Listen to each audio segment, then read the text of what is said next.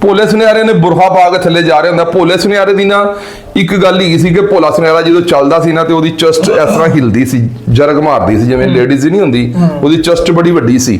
ਤੇ ਉਹ ਜਿਸਲੇ ਖਾਸਾਦਾਰ ਉਹਨੂੰ ਫਾਇਰ ਮਾਰਦਾ, ਭੋਲਾ ਸੁਨਿਆਰਾ ਇੱਕੋ ਹੀ ਫਾਇਰ ਨਾਲ ਮਰ ਜਾਂਦਾ। ਇਹਨਾਂ ਦੀ ਪੂਰੇ ਪਾਕਿਸਤਾਨ ਨਾਲ ਹੀ ਦੁਸ਼ਮਣੀ ਸੀ, ਹਰ ਕਿਸਮ ਨਾਲ ਵੈਰ ਸੀ ਕਿ ਜਿਹੜਾ ਦੁਸ਼ਮਣਦਾਰ ਭੋਲੇ ਸੁਨਿਆਰੇ ਨਾਲ ਤਲਕ ਬਣਾ ਕੇ ਪੈਸੇ ਪਹੁੰਚਾ ਦਿੰਦਾ ਸੀ ਤੇ ਉਹਦਾ ਮੁਖਾਲਫ ਕਤਲ ਹੋ ਜਾਂਦਾ ਸੀ।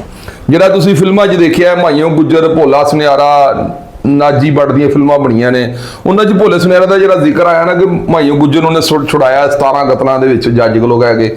ਭੋਲਾ ਸੁਨਿਆਰਾ ਬਹੁਤ ਵੱਡਾ ਹੈਂਡਲਰ ਤੇ ਬਹੁਤ ਵੱਡਾ ਹੈਂਡੀਕੈਪ ਬਣਾਉਣ ਵਾਲਾ ਬਦਮਾਸ਼ਾਂ ਦੇ ਵਿੱਚ, ਇਹੋ ਜਿਹਾ ਹੈਂਡਲਰ ਤੇ ਇਹੋ ਜਿਹਾ ਹੈਂਡੀਕੈਪ ਬਣਾਉਣ ਵਾਲਾ ਕਿ ਜਿਹੜੇ ਪ੍ਰੋਗਰਾਮ ਉਹਨੇ ਬਣਾ ਦਿੱਤੇ ਨੇ ਨਾ ਉਹ ਪੂਰੀ ਤਰ੍ਹਾਂ ਪੂਰੇ ਹੁੰਦੇ ਸੀ। ਤੇ ਸਿਆਲਕੋਟ ਦੀ ਤਾਰੀਖ ਨੇ ਫਿਰ ਚੌਧਰੀ ਵਸੀਮ ਅਲ ਮਾਰੂਫ ਛੀਨਾ ਲੂਲਾ ਨੂੰ ਇੰਤਹਾਈ ਵੱਡੇ ਨਾਮ ਤੋਂ ਯਾਦ ਕੀਤਾ ਕਿ ਉਹਨੇ ਕਿਸੇ ਵੀ ਆਪਣੇ ਮੁਖਾਲਫ ਨੂੰ ਪੈਰਾਲਾਈਜ਼ ਹੋਣ ਦੇ ਬਾਵਜੂਦ ਵੀ ਚੈਨ ਨਾਲ ਨਹੀਂ ਬੈਠਣ ਦਿੱਤਾ।